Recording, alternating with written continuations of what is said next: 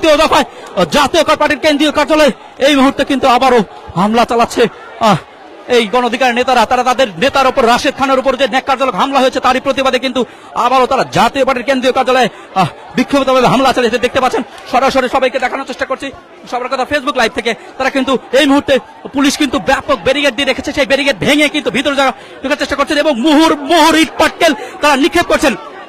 দেখতে পাচ্ছেন জাতীয় পার্টির কার্যালয়ের দিকে তারা কিন্তু অগণিত ইট পাটকেল নিক্ষেপ করছেন।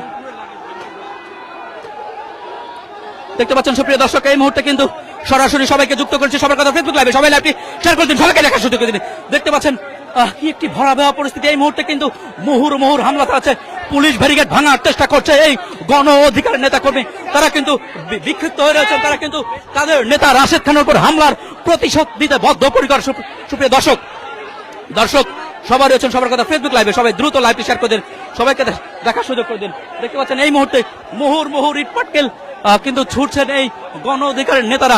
দ্বিতীয় দফায় তারা আবারও কিন্তু তাদের নেতার উপর যেহেতু হামলা হয়েছে, যেহেতু গণ অধিকার পরিষদের রাশেদ খানের উপর হামলা হয়েছে, তারই প্রতিবাদে আবারও দ্বিতীয় দফায় তারা প্রতিশোধ নিতে কিন্তু এখানে চলে এসেছেন। তারা বলছেন এই ফ্যাসিবাদী শক্তি কিভাবে সাহস পায় গণঅভ্যুত্থানের প্রধান নেতা রাশেদ খানের উপর হামলার, তারই প্রতিবাদে কিন্তু এই মুহূর্তে ভয়াবহ হামলা আবারও জাতীয় পার্টির কেন্দ্রীয় কার্যালয়ে কিন্তু হামলা চালাচ্ছে। দেখতে পাচ্ছেন এই মুহূর্তে কিন্তু জাতীয় পার্টির কেন্দ্রীয় কার্যালয়ের ভিতরে অবস্থান করছেন জাতীয় পার্টির মহাসচিব শামীম হায়দার পাটোয়ারি এবং জাতীয় পার্টির চেয়ারম্যান জিএম কাদের। দেখতে পাচ্ছেন তারা কিন্তু পুলিশ ব্যারিকেড ভেঙে ভিতরে ঢোকার চেষ্টা করছে। দেখতে পাচ্ছেন সুপ্রিয় দর্শক, এই মুহূর্তে দেখতে পাচ্ছেন সরাসরি সবাইকে দেখানোর চেষ্টা করছি।